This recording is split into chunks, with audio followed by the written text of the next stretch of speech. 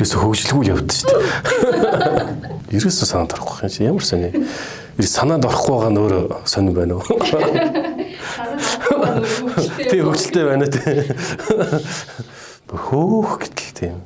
Тэрийг ярих юм уу? Японы 800 гад жилийн түүхтэй баруун зүүн Хонганжи гэдэг нэг сүм байдаг. Тэр сүмд хамлам урилгаар ингээд очиод. Тэгсэн нэг өөрөө тэр чихэр алтан өөрөө их том уу.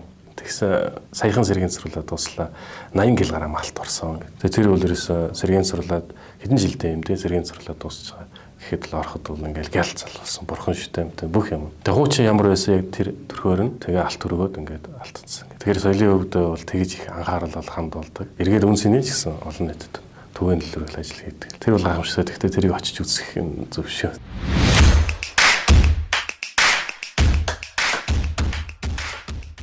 За намайг Одхүүгийн ангарах сүрэн гэдэг соёлын үеийн сэргийн сурлагч, консерватор мэргэжилтэй. За одоо бол Дэлхийн өв орхны үндэс соёлын дурсгалт газрын хамгаалтын захиргаанд бол мэргэжилтэн. За үндсэн намын сэргийн сурлагчаар ажиллаж байна.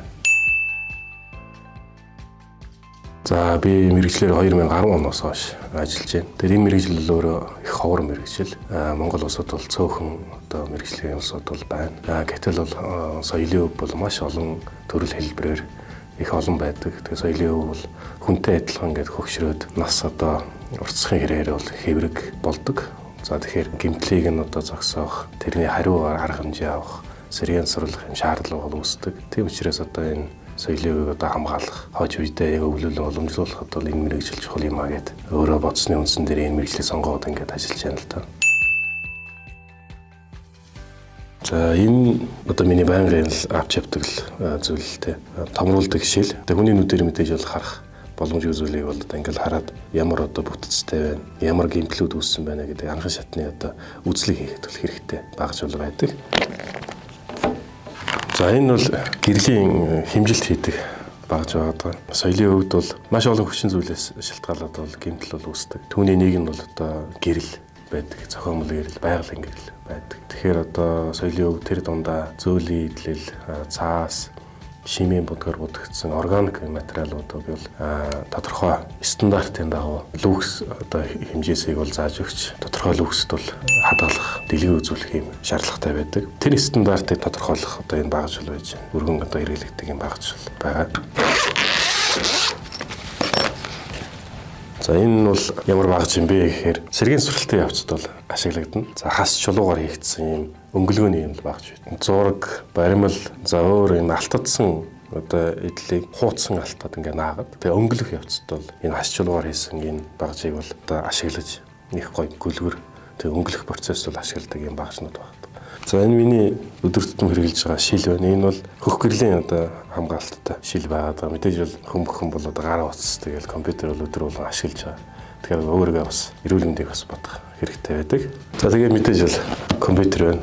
Байнгын би бол авч явдаг. Touch screenтэй компьютерт хэрэглээд бол сурцсан байна. Тэгээд яг тэр сурцаараа тэгээд компьютерийг ашиглаад явдаг. Гол нь бол яг энэ бол ерөөс хэрэглээ бол болцсон байдаг. Маск одоо бэлийн мэлийн бол байнгын авч явдаг. Үзлэг, шалгалт, за тэгээд олдуур соёлын өвтэй харьцахтаа гараараа хурж болдог.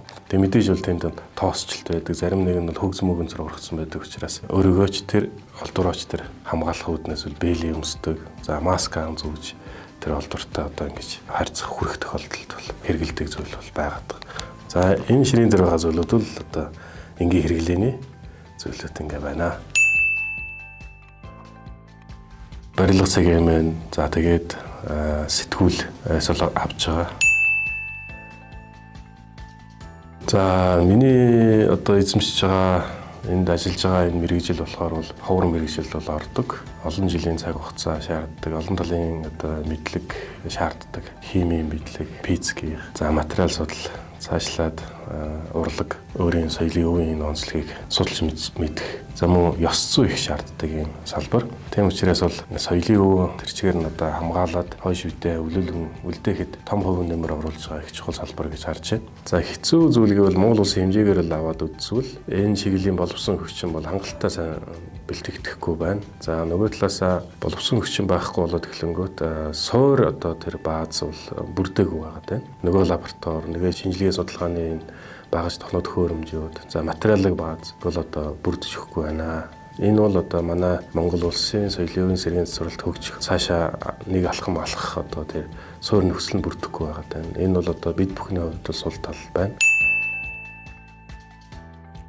Энэ чиглэлээр суралцах гэж байгаа хүүхдүүдэд бол мэдээж үл энэ их гоё салбар, судлах юм ихтэй. За цаашлаад бол энэ салбарт бол өөрийнхөө хувь нэмрийг оруулад олон улсын хамтын ажиллагааны хүрээнд олон улсад ингээд судалгаа хийх боломж бол байдаг. Тэгэхээр энэ салбарт эхнээсээ ахуулаад ямар одоо төвшөнд яаж одоо би суралцах уу, цаашлаад ямар мэргэжилтэй болох уу гэдгийг бол таньж мэдэх их чухал байгаамаа. За тэгээд өөрийнхөө салбарт бол чин сэтгэлээр тууштай хичээхэд бол үр дүн гарнаа л гэж хэлэн. Тэгээд та бүхэн энэ салбарыг сонгож одоо суралцаарай. Хийх ажил их байгаа л гэж хэлээ да. Барилга эмээний одоо контентын одоо энэ болонд оролцож өөрийнхөө салбар мэргэжлийн онцлогийн талаас ингээд ярих бололцоо олгосон та бүхэнд их баярлалаа. Цаашдын ажилд өндөр амжилтыг хүсье өрөөё.